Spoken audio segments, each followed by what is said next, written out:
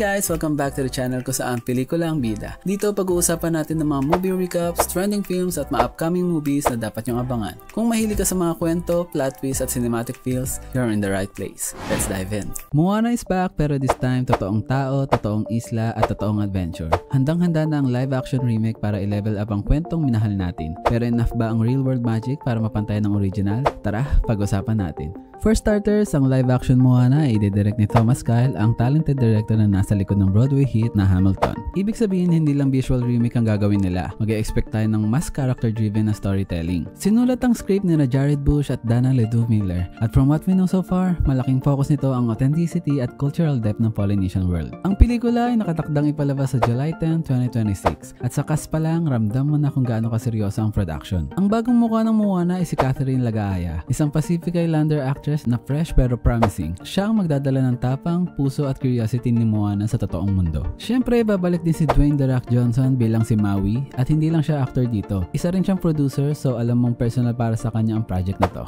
Kasama rin sa cast na John Tui bilang Chip Tui, Frankie Adams bilang Sina, Rina Owen bilang Grandma Tala. Lahat sila ay may roots sa Pacific communities kaya ang representation ay hindi lang sa harap ng kamera kundi pati sa puso ng kwento. Pagdating sa story, faithful pa rin ito sa animated classic. Tinatawag si Moana ng dagat para bumiyahe at ibalik ang relic ni Tefiti upang maibalik ang balanse ng kanyang isla at pagalingin ang kalikasan na naguguluhan dahil sa pagkawala ng relic. Pero dahil live action na, inaasahan na mas raw, mas grounded at mas visceral ang pakiramdam ng journey. Real ocean, real storms, real landscapes, lahat mas totoo, mas malaki at mas buhay.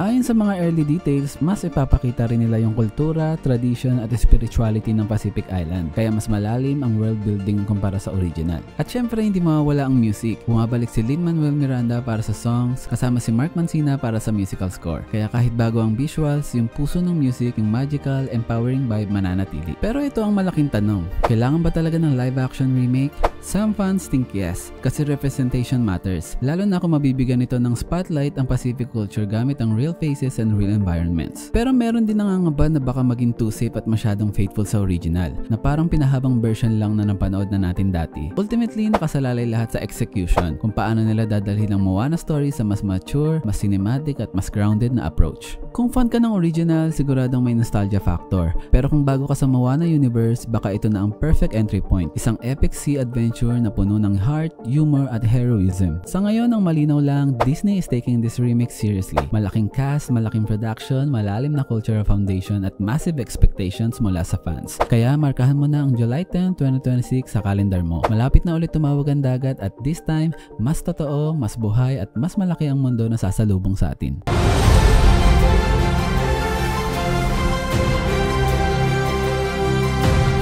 At ayun na nga ang kwento mga karelkada. Kung nag-enjoy ka sa video ito, don't forget to like, share, and subscribe para updated ka sa mga bagong movie contents natin. At comment mo na rin kung anong movie ang gusto mong i-feature next or kung may movie theory ka na gustong pag-usapan. Hanggang sa susunod mga karelkada, lights off, popcorn ready, and kita-kits sa next movie trip.